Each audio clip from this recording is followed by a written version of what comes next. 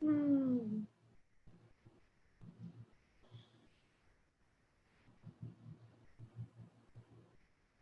Welcome everyone. We thank you for bearing with us. We are going to open with our interpreters with a brief instructional message for any parents who may be joining us who speak Arabic, Spanish, or Amharic. Buenas tardes a todos. Si quiere escuchar esta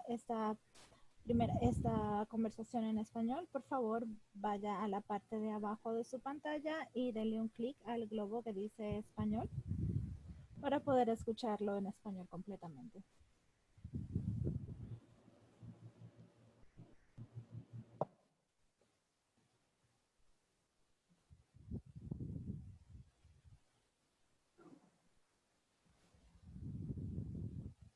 And now we'll ask our Arabic interpreter to provide similar instructions to families.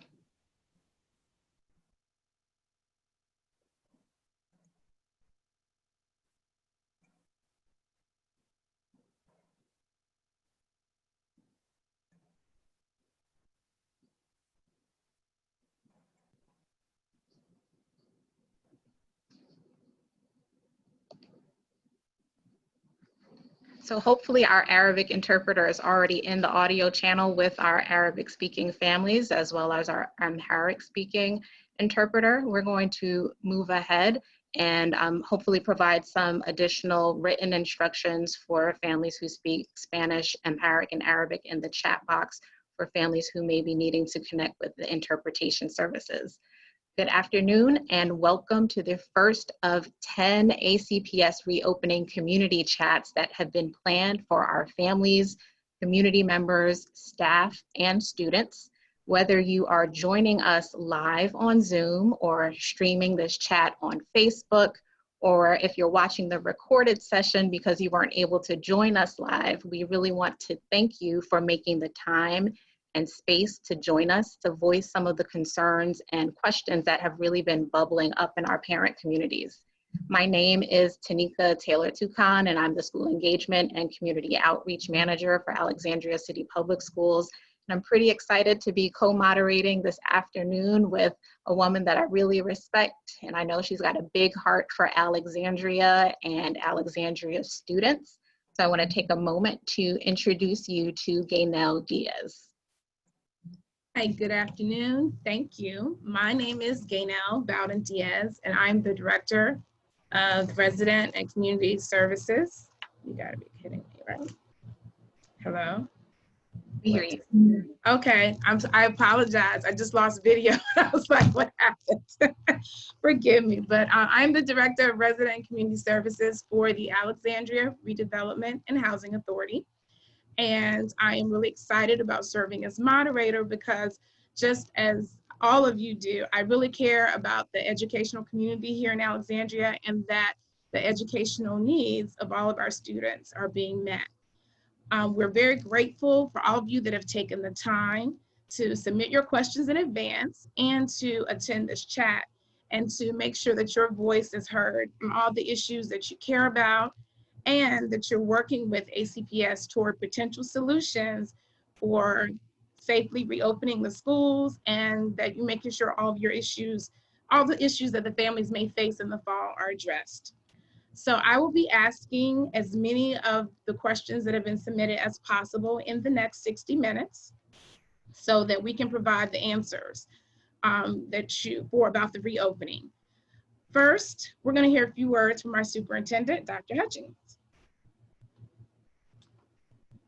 Thank you, Ms. Diaz, and thank you, Ms. Toucan. I appreciate one, the introduction, and two, I'm just so excited to see all of you out there. It seems like we have a lot of people who are engaged in this discussion, and this is one of many community chats that we're going to have this week. So it's really exciting to see over 500 people already on our first one. I would like to say a few words before we get into our Q&A. And first and foremost, I just want to say that as we go through this entire planning process, which, as you all know, these are definitely unprecedented times for not just ACPS, but for everybody across the world.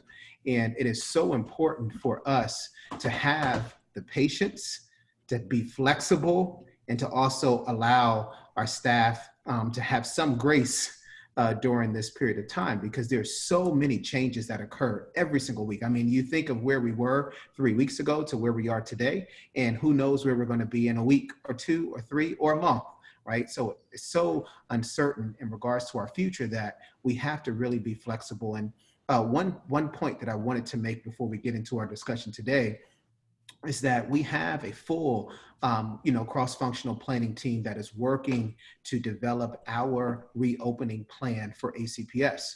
And at the front of everything, the forefront of everything that we are doing, health and safety of our staff and our students it's the number one priority. It is the number one priority. It will remain the number one priority. And it's so important that we, as we begin to develop our plan, that we make sure that we're looking at the implications for the plan that we're going to propose, that we are making sure that it is able to be feasible, meaning that we can actually follow through with the actual plan that we're going to present to the board. And there's a lot of questions out there about, well, why is it taking so long, Dr. Hutchings? Why can't we have a plan now?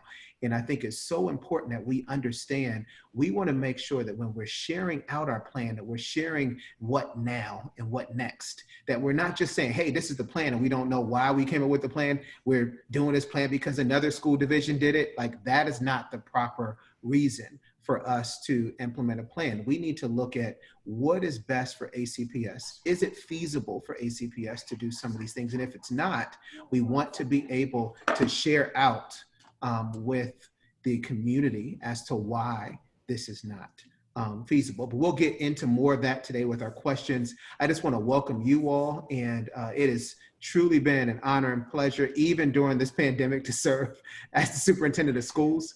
But these are definitely some difficult times for all of us, but we are so much better together than we are as individuals. So I'm going to turn things back over to Ms. Diaz, and thank you for co-facilitating this work with us today. Thank you. I'm honored that you all asked me to do so. We also have a host of ACPS staff who are on the call today that are going to be the panelists that are going to be sharing their knowledge and answering questions. So at this time, if the staff members could introduce themselves.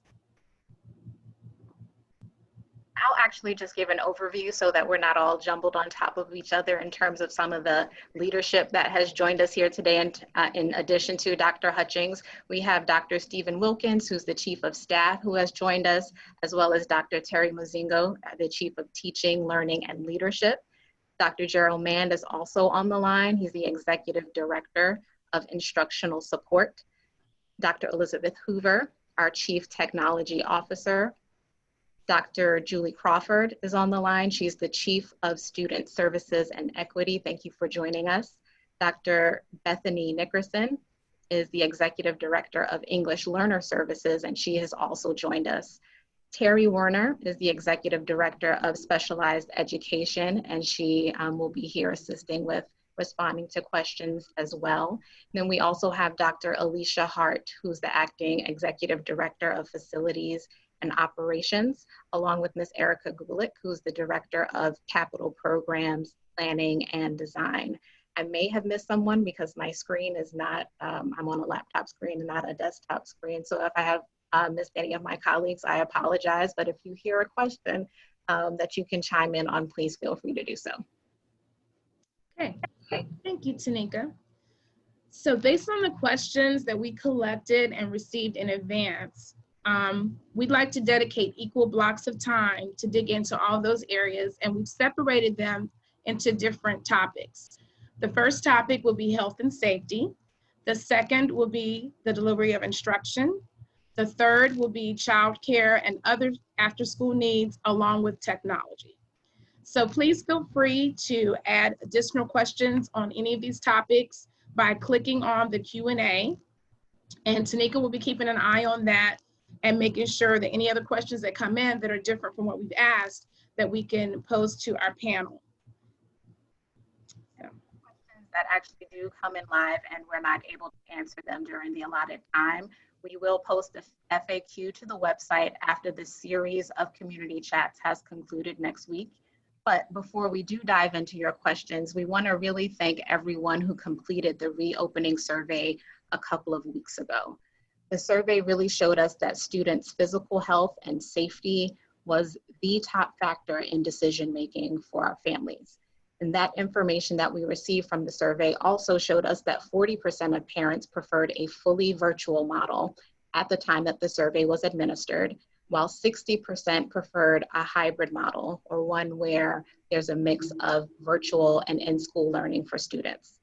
We know that ACPS has not yet determined which model or combination of models it will be following in the fall. So today and this week really are important for us to discuss families' concerns and staff concerns in greater depth around some key issues so that we can get closer to making a final decision. Okay. All right, with that being said, let's get started with our first topic, which is health and safety. And again, please feel free to post any additional questions in the Q&A box. So question 1, if the decision is made for school buildings to reopen, will ACPS require students and staff to wear or use personal protective equipment? And if so, will ACPS provide those items to students and staff? Well, I know that in many, if not all of our planning discussions, they've been centered around safety measures, including the wearing of appropriate personal protective equipment within our facilities. I wonder if Dr. Hart can give us an elaboration on some of the discussion points from the Health and Safety Committee around student or staff use of personal protective equipment. Absolutely, and thank you, Tanika. So as you alluded to, the Health and Safety Group has definitely been discussing our PPE considerations to include face coverings, gloves, face shields, so on and so forth. With that said, we are still in the planning process and we are considering all different scenarios in terms of use, including what would happen if we have medical exemptions for either students or staff that are unable to wear PPE due to medical reasons. We are also continuing conversations regarding the best practices to reinforce mask and or face coverings, wearing the appropriate PPE throughout the day. And so as we continue these conversations, we are leaning towards, of course, the consideration of everyone being required to wear the appropriate PPE upon entering our facilities, riding our school buses, participating in ACPS sponsored events, and also while we are doing emergency drills within our schools. In regards to if we will provide those items, yes, ACPS is working on and devising guidance and a plan that would have ACPS providing the necessary PPE to our students and staff based on various scenarios, and we will be able to present that information in greater detail at a later time. And I think just as a follow-up, I think you talked about it just a little bit, but what happens if a student or a staff refuses to wear a mask or other PPE that is required? So we are still fleshing out what our reinforcement plan will be regarding the adherence to wearing PPE. But what our hope is that prior to the start of school, we would be able to have a communication strategy where we are sharing the importance of adhering to our PPE guidelines when they are established, that we are working with school instructional staff on the best ways to, approach students and staff who are, for whatever reason, refusing to adhere to the guidance that's being provided, and really wanting to focus on proactive measures versus disciplinary measures, to where we can really just increase the overall engagement of making sure that people understand the importance behind adhering to our safety measures that we have in place. Thanks, Dr. Hart. And Dr. Hart, if I could just add on to that very briefly, I think it's important to mention that the survey that Tanika referenced earlier showed very, very strong support for our students and our staff members wearing masks. So when you talk about a communication plan, we certainly think that we're going to be on the same page with our families, because I believe our responses were in the 90s of utilizing PPE throughout the school day. So just to add on to that briefly, that we're really happy that our community is embracing the CDC and the Alexandria Health Department mitigating measures. Thank you. Thanks, Dr. Crawford. Next question. Even in regular school years, school bathrooms ran out of soap. If school buildings reopen, do you have enough soap to last till November and even until June? So yes, we will make sure that we have the available resources needed to properly and effectively stock all of our restrooms throughout the division. We are also working and currently having conversations with our contracted custodial companies as well in terms of recommended guidance, suggestions, and making sure that from an inventory standpoint, they will be able to provide what is needed for the schools that they are assigned to manage from a cleaning aspect as well. So yes, we will definitely make sure that we have the appropriate soap and paper towels and tissue and other items stocked in our schools if we reopen.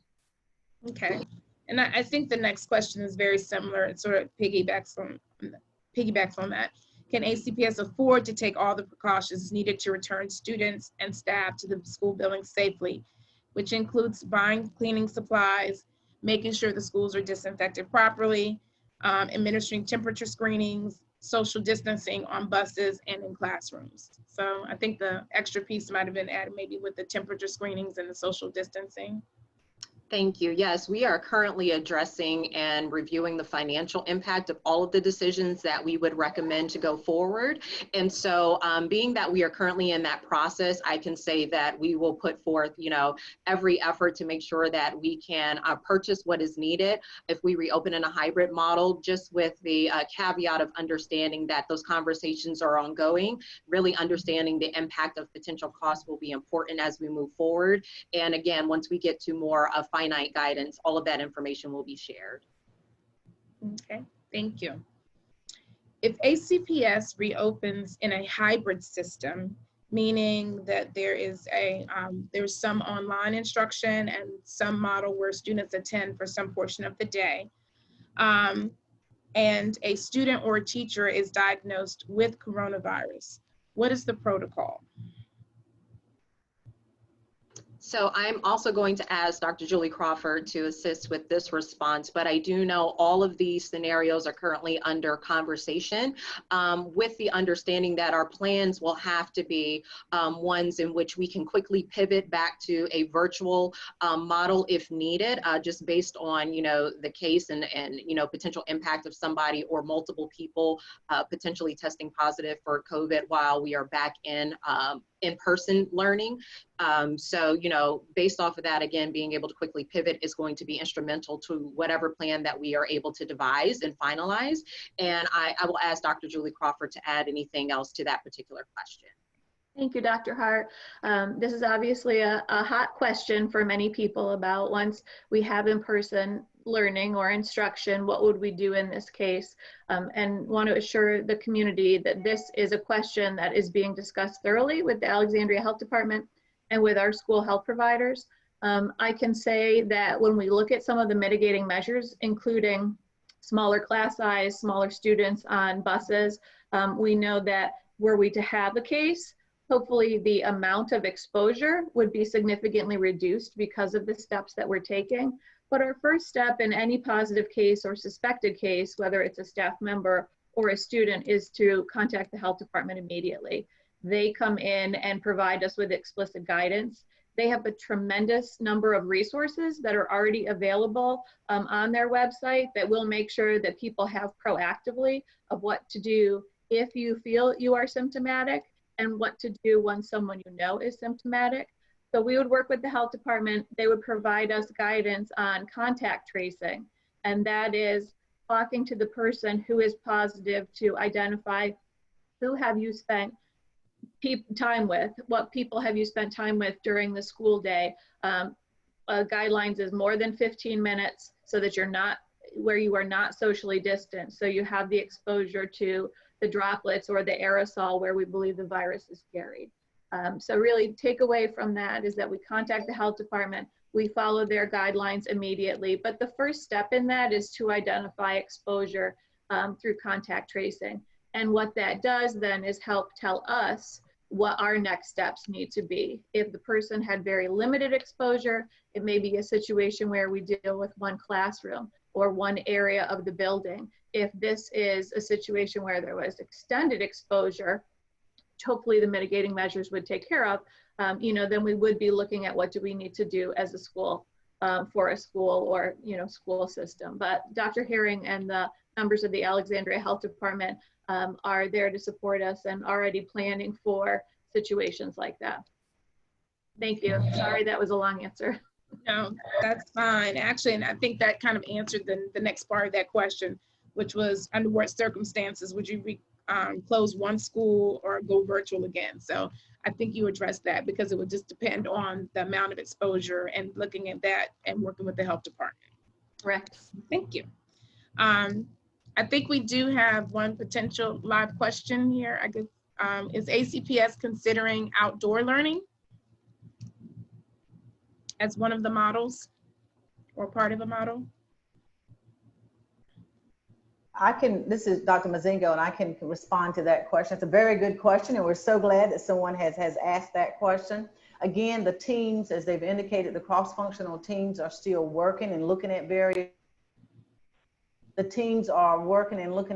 models. And even as of today, one of the teams was actually discussing the possibility of, if we were to go into the hybrid model, and if we were to go in for a couple of days, if that decision was made, then we would explore outdoor learning and outdoor activities for students. So I would like to say, yes, that is certainly under consideration as an engaging instructional strategy. We'll have more information about that when the plans are presented on August the 7th.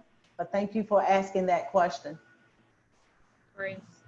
That actually ties into another live question that we see coming in over the Q&A box, which asked about the deadlines for the final decision regarding school opening. And I know you just mentioned that the plans will be presented to the board on Friday, August 7th. And there's another deadline out there for our submitting plans to the state, if anyone wants to chime in there. I can chime in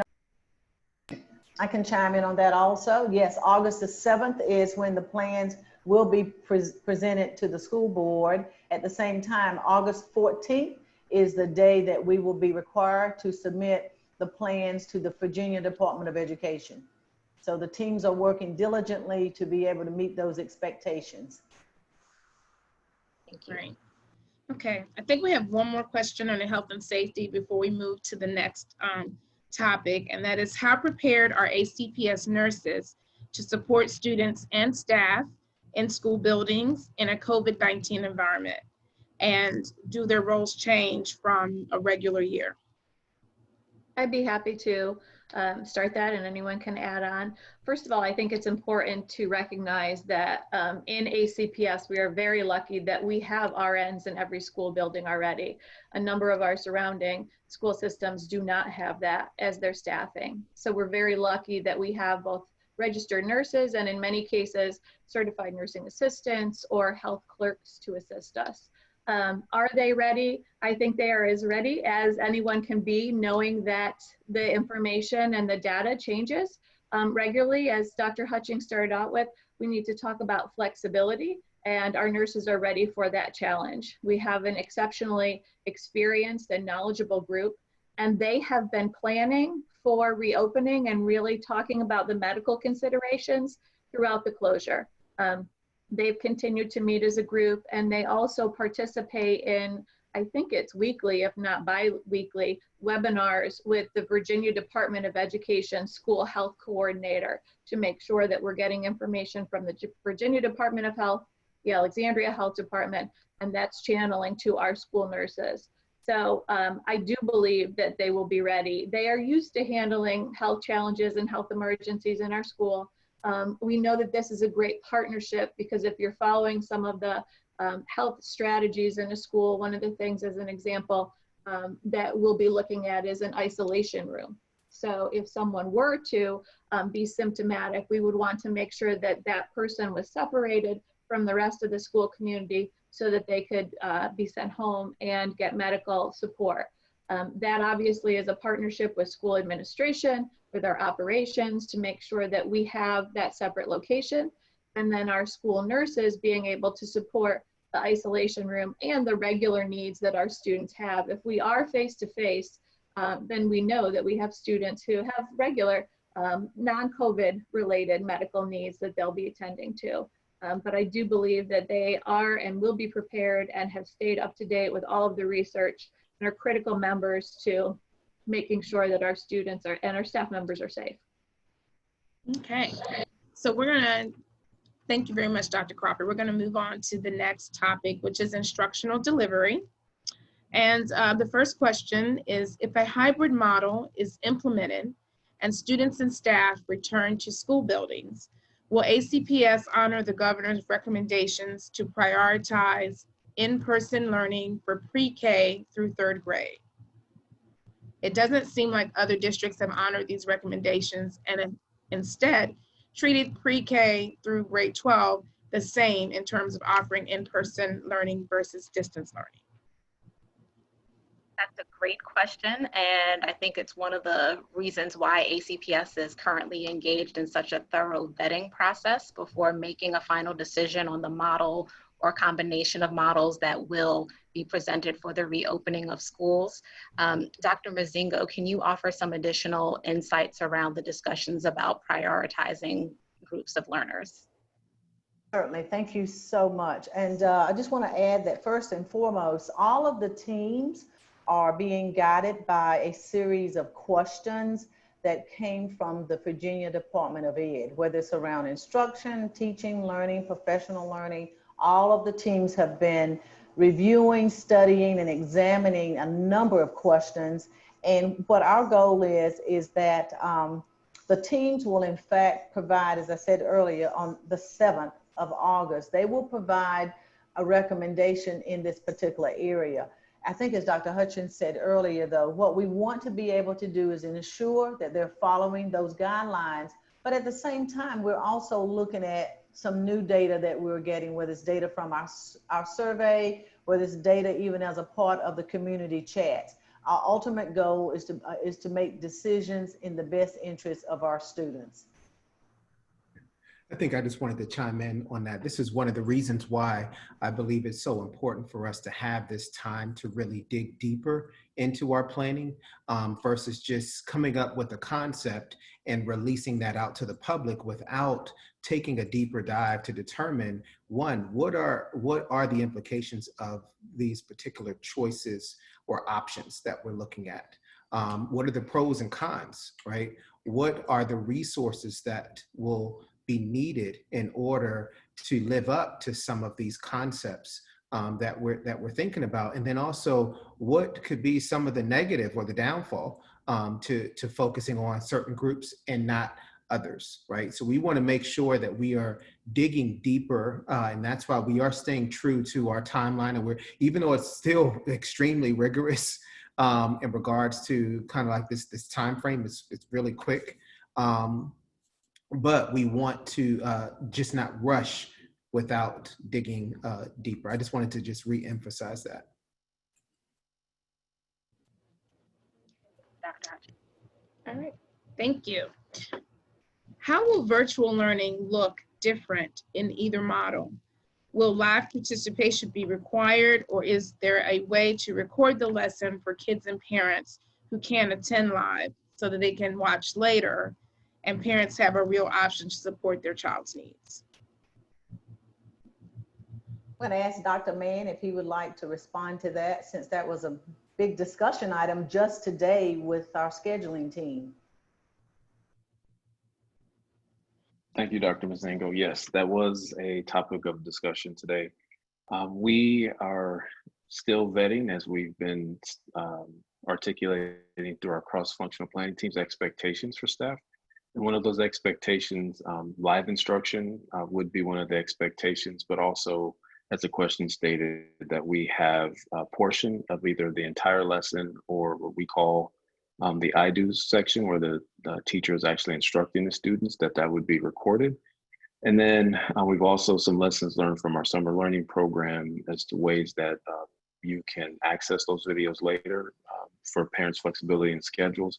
We're also waiting for further guidance from the Virginia Department of Education on attendance requirements. That will also have to look at our policy as far as there are any changes coming. So we are trying to still create flexibility, but we also know from the VDOE guidance that the expectation is that school happens, and we're still, just as I say, the final word on compulsory attendance, but we do want to still offer the families the ability to access a recording later, because it can be difficult to help a sophomore or a kindergartner with their work if you don't have ability to reference that video at another time.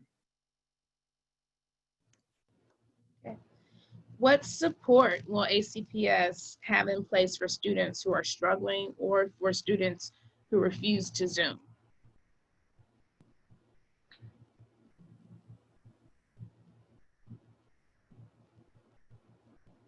I will take a stab at this question. At some of our scheduling models, and even from our surrounding districts, you'll see where there's the ability for students to have, even on the planning day, whether that is a learning loss section, or for students of special populations where they can get one-on-one or small group instruction. Our small scheduling group actually tested out an option where certain populations could come in 4 days a week, and trying to highlight students who may be in a special population, have learning loss, or weren't engaged during our spring session. And so we are still trying to work through some of our curricular issues as far as a way to boost students who had learning loss, but then also assess our students to make sure that we're not doing anything redundant. If they've learned it, how do we also accelerate our students? So our schedule is part of that we bring students in if need be, but also using our online platforms for learning loss modules that we may be able to have students take part in, and then also small group breakout rooms via Zoom, or even using our learning management system, Canvas, to help students with those needs. And I'd just like to just add one comment to that. We will also be developing some guidance for parents as well as tips for students as they transition into a virtual environment. We did that with our 1.0 plan and 2.0, and we had a whole section that provided suggestions and tips and for students to be successful in a home learning environment. We will be developing that guidance again, and we'll be making that available. I know that Dr. Crawford probably would also speak to this, but one of the areas would be, obviously, we would want them to continue to reach out to their teacher. We also have counselors that will be available. We'll have social workers that are available. We have psychologists that are available. We will have support systems in place, because we understand some of the trauma that students have experienced. So we also would want to make this a successful transitional experience for them. And so there will be some communication for parents and students. Dr. Mozingo, you took the words out of my mouth. I was going to go right after you, but yes, it's that communication and that effort to make sure that we are hearing from teachers and staff members who have not been able to make contact with families or are not seeing regular engagement. We know that, again, we're very lucky to have social workers, psychologists, counselors, and our nurses who can support that family conversation, communication, and see what barriers are in place that we can help remove to make sure that students are accessing their education. Our social workers are typically our go-to for our teachers when there are concerns related to attendance. Thank you. Okay, thank you all. Whether kids are learning from home or in socially distanced classrooms, socializing will obviously be completely different. How is ACPS prioritizing and supporting the social and emotional needs of all students in K through 12? This is a great question, and I'll jump in if that's okay, and then people can certainly add on. But we know as a school system that this is really the top priority for our students right now.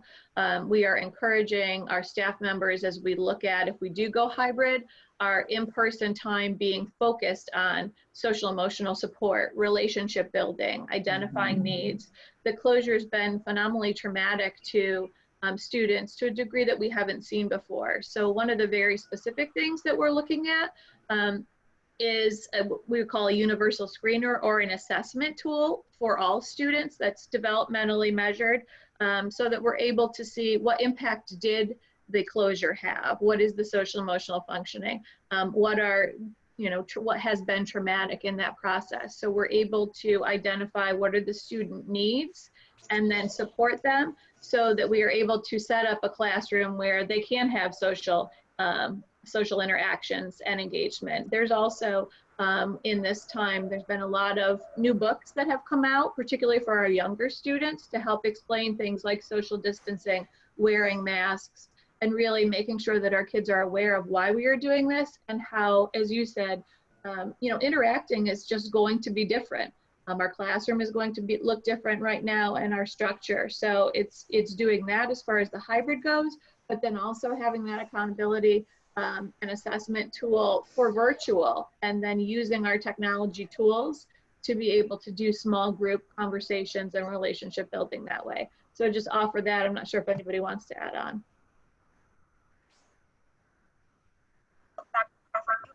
Touched on this. This is a question that we see coming in over the Zoom Q&A box.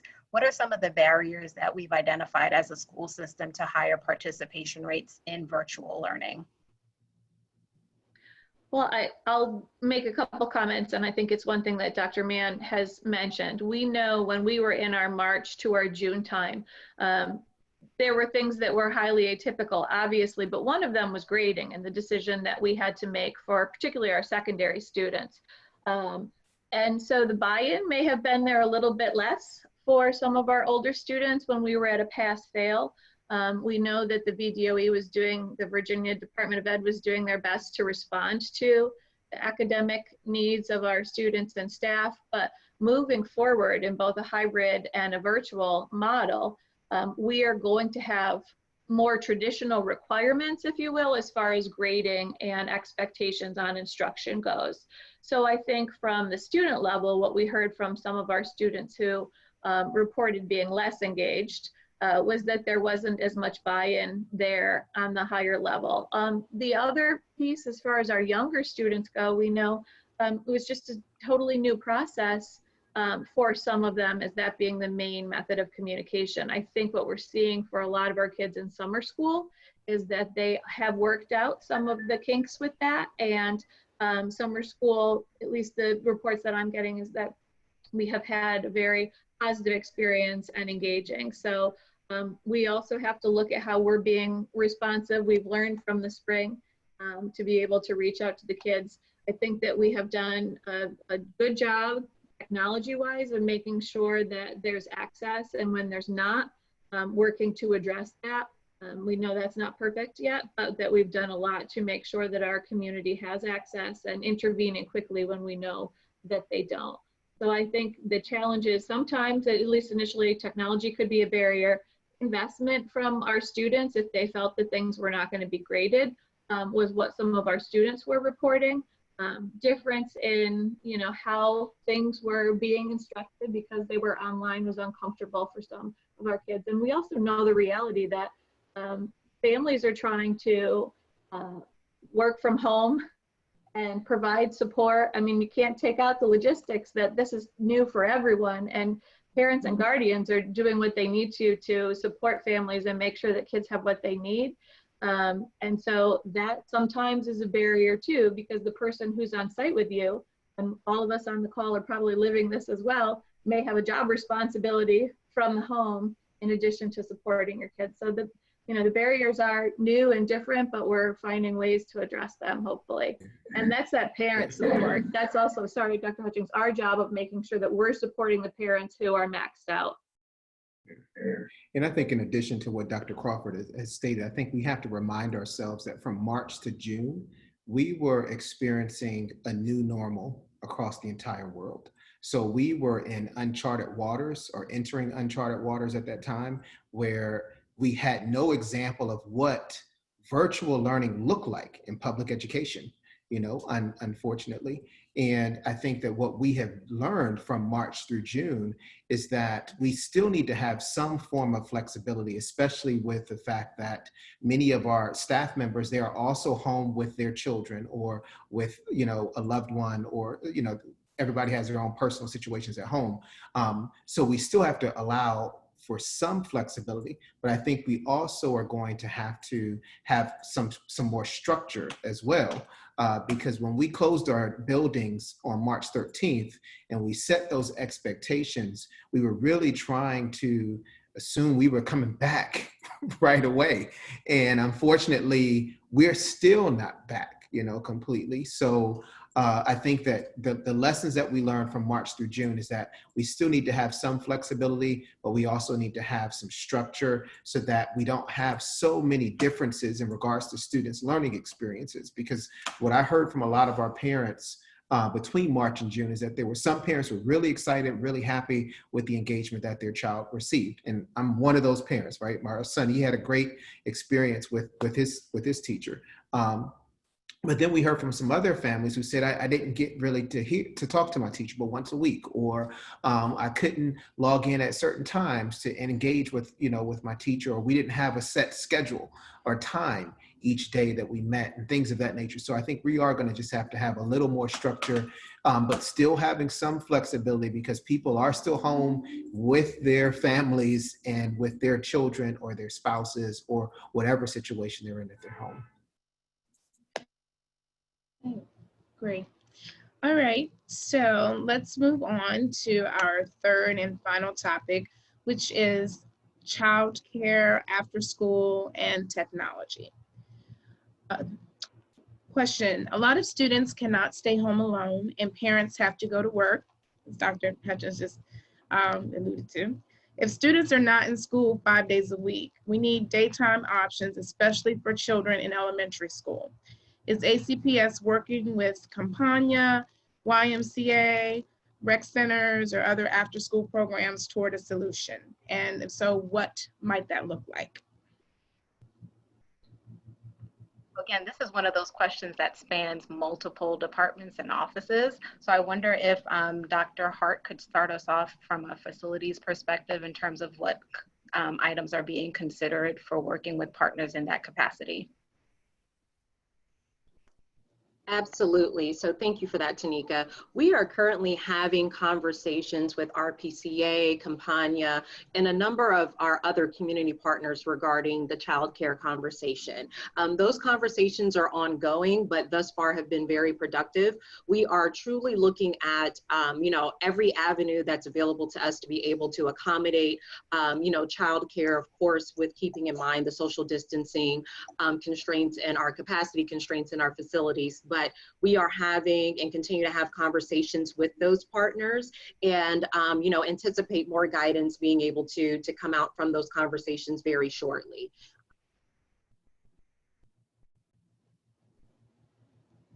Thank you.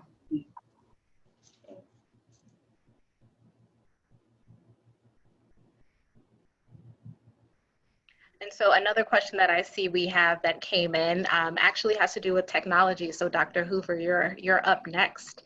For both proposed models, whether all virtual or a hybrid, it seems like internet access and a computer or device will be needed to participate. How will internet access and Chromebook issues that occurred this spring and summer be addressed? And will kindergartners receive Chromebooks?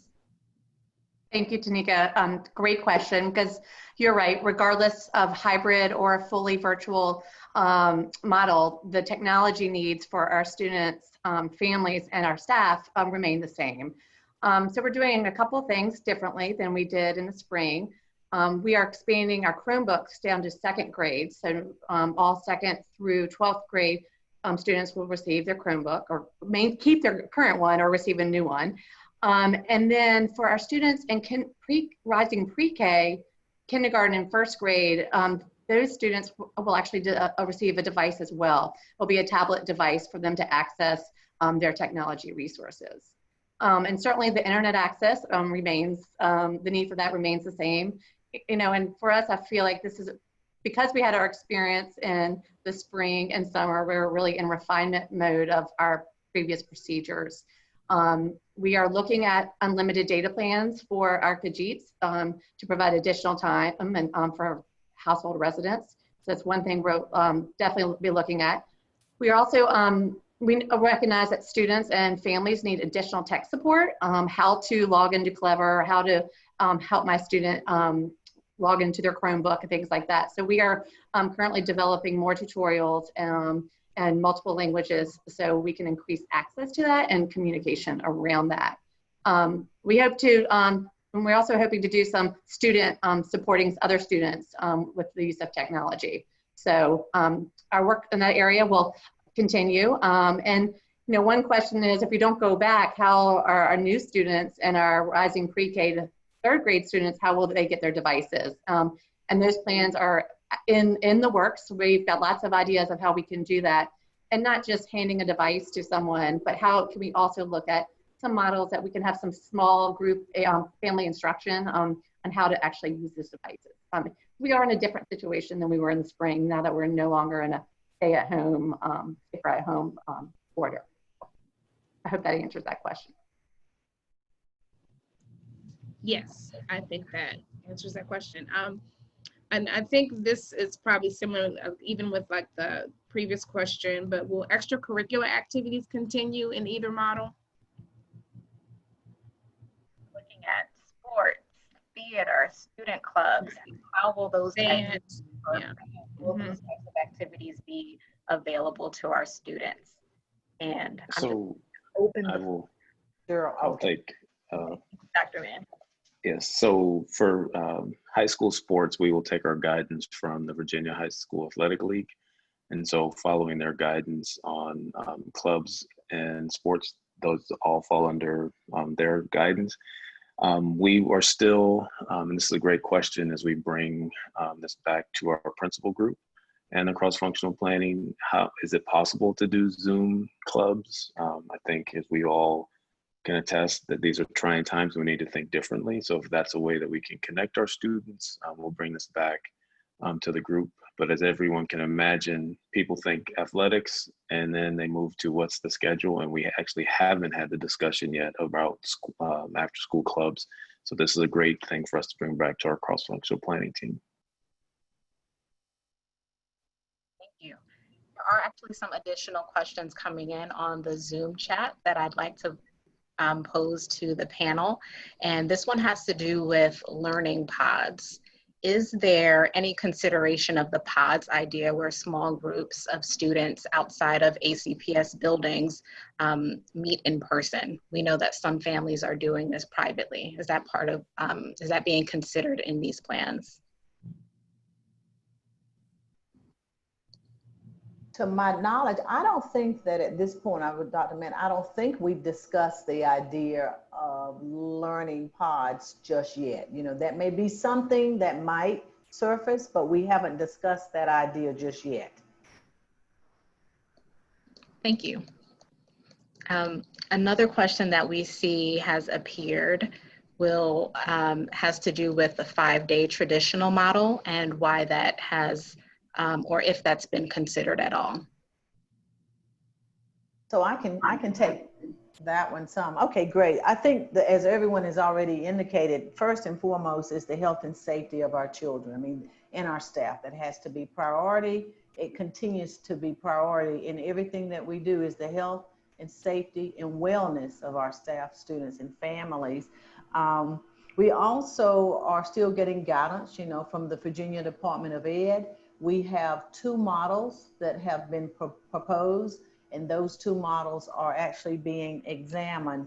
The other part of this is that it's, and we've said this on many occasions, it really is probably unlikely that we'll ever return to tradition of the past or the way things were, right? So we haven't spent an enormous amount of time really examining the tradition, because the tradition is what we're comfortable with, and we could get teams to actually design that format. So right now we're looking at 2 models with this idea of health and safety and wellness. And I think that it is probably unlikely here in Alexandria and a number of systems in the nation to return to the traditional model.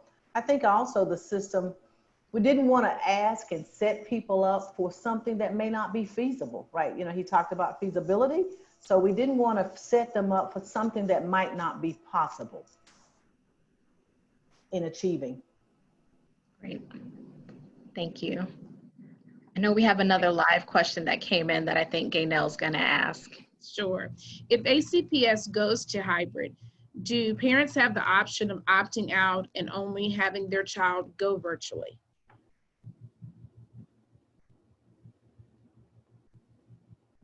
So our team right now hasn't specifically set any guidelines in regards to options that parents would have with either model that we choose as a school division, but it is definitely a topic of discussion. There are a number of factors that may come from that. So if we were in a situation where a parent may want their child to opt out and be home virtually all the time, we have to make sure we have a structure to accommodate something like that. So those are discussions that we are continuously having with our virtual discussion, like 100% virtual conversation, because we have to have both conversations, 100% virtual and hybrid. This is why it takes a lot more time. We're talking about two different models that are very different. They have some commonalities. So for example, the hybrid has some virtual included there, but then you add additional complications with the in-person, because how do you get kids to school? How do you get kids home? How do you make sure that you have some type of screening options for staff and students when they enter, the school building on those in-person days? So these are all the conversations that we are constantly having. So I don't have a definitive answer for if a parent chooses to opt their kid out, what that looks like, but I know it is a discussion that we're having, and we'll be able to share that in the next couple of weeks, definitively. Thank you for that response, Dr. Hutchings. We also have another question here around options, and this is particularly for students with special needs and disabilities. I know we do have a special chat devoted to that group of students and families that's taking place tomorrow afternoon, Tuesday, July 21st at 4 p.m. But we do want to have this question addressed as it has been posed.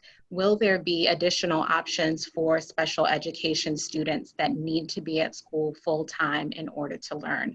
We have Teresa Warner on the line, and maybe she can chime in here. Thank you. I appreciate the opportunity to answer. There are a variety of models that are being considered. As I think most people are aware, students with disabilities are one of the priority groups that the Virginia Department of Education has identified in terms of bringing students back to school. And as part of the discussion in the 4.0 planning, we are looking at alternatives which would enable students with disabilities to potentially access classroom and hybrid instruction more frequently. But that planning is still in place, and there are a lot of feasibility aspects to that have to be discussed and decided. Thank you, Ms. Warner. Speaking of priority groups outlined by the Virginia Department of Education, we know that English language learners are also included amongst those priority groups, and we have Bethany Nickerson on the line. If you could chime in with any similar points, we would appreciate that for the parents who are seeking that info.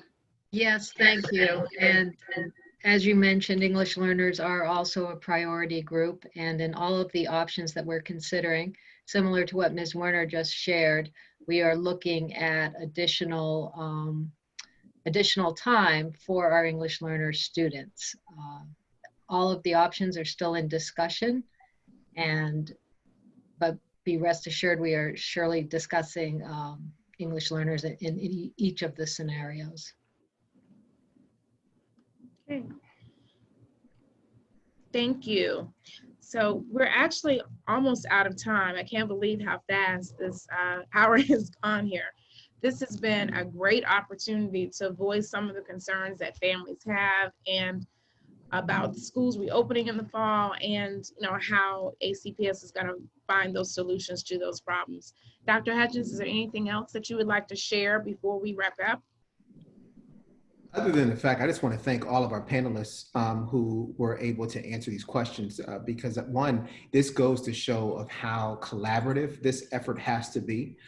Intentionally, we wanted to have panelists here to be able to respond so that our families, they understand that, you know, all of these hardworking individuals who are, by the way, working virtually in a number of cases, are working on behalf of our young people and our staff members. And I just wanted to thank each and every one of you for taking time out of the day for that. And then parents and our families and any staff who might be on this Zoom session as well, please continue sending in your questions. You know, people are sending in comments as well. I forward those comments on to our different planning teams because some information that comes to us is really new information. Like I didn't know that we had families out there having these learning circles and they're paying people to do classes out of that. Families shouldn't have to do that, right? So I'm glad that I hear that because now we're going to work on how can we prevent you from feeling you have to go pay a teacher or a tutor and bring your kids together outside. That's not okay.